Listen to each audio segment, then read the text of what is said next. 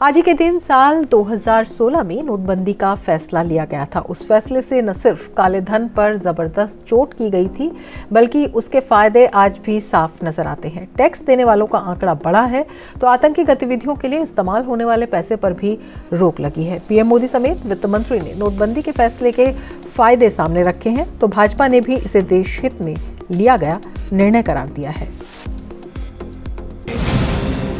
ठीक 4 साल पहले केंद्र सरकार ने विमुद्रीकरण पर साहसी फैसला लिया था, जिसके सकारात्मक नतीजे अब सामने आ रहे हैं। अर्थव्यवस्था की शुद्धिकरण के लिए गए फैसले से काले धन का खात्मा करने, सर्कुलेशन में मौजूद नकली नोटों को खत्म करने, आतंकवाद और नक्सल गतिविधियों पर लगाम कसने समेत कैशलेस इकोनॉमी को बढ़ावा मिला है। सरकार का तर्क है कि नोटबंदी के बाद टैक्स कलेक्शन भी बढ़ा है और काले धन में इस्तेमाल होने वाला पैसा सिस्टम में आ चुका है।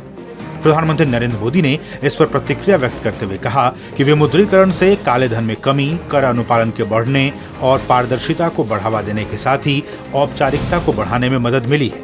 ये नतीजे राष्ट्रीय प्रगति के लिए बहुत फायदेमंद रहे हैं। वहीं वित्त मंत्री ने ट्वीट कर कहा कि नोटबंदी के बाद कराए गए सर्वेक्षणों में ये बात सामने आई कि इस कदम से कई करोड़ रुपए की अघोषित संपत्ति का पता चला। उन्होंने कहा कि ऑपरेशन क्लीन मनी से देश की अर्थव्यवस्था को संगठित करने में मदद मिली। सीतारमण ने कहा कि नोटबंदी से न सिर्फ पारदर्शिता आई है, बल्कि टैक्स बेस भी बढ़ा है। विमुद्रीकरण के फैसले पर विपक्ष की आलोचनाओं का जवाब देते हुए बीजेपी ने कहा कि अर्थव्यवस्था में सुधार के लिए यह कदम उठाया गया। भाजपा ने कहा है कि विमुद्रीकरण से देश की अर्थव्यवस्था को साफ सुथरा बनाने में मदद मिली है। इसके कारण अर्थव्यवस्था औपचारिक रूप से मजबूत हुई है। उन्होंने कहा कि विमुद्रीकरण के कारण ही बड़ी संख्या में गरीबों की मदद भी हुई है। 2016 को केंद्र सरकार ने देश में 500 और 1000 के नोटों का विमुद्रीकरण करने का फैसला किया था। कई अर्थशास्त्रियों ने इसे काले धन के खिलाफ एक बड़ा कदम बताया था। इस फैसले के लागू होने के बाद से देश में नकद लेन देन में काफी कमी आई है और डिजिटल ट्रांजैक्शन भी बढ़ा है। 8 नवंबर 2016 की रात्रि को 12 बजे से वर्तमान में जारी 500 रुपए और 1000 रुपए के करेंसी नोट लीगल टेंडर नहीं रहेंगे। डीमोनेटाइजेशन से 3 सिग्निफिकेंट टैंजिबल बेनिफिट्स आए हैं। एक तो cleaning up of the economy and fight against corruption.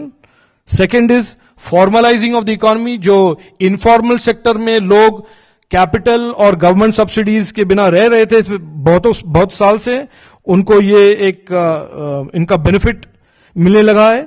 और तीसरा गवर्नमेंट के रेवेन्यूज, बहुत सारे डिपॉजिट्स, बहुत सारे डिपॉजिटर्स, बहुत सारे बिजनेस के स्क्रूटनी जो अंडरग्राउंड थे वो सब ओवरग्राउंड हो गए हैं।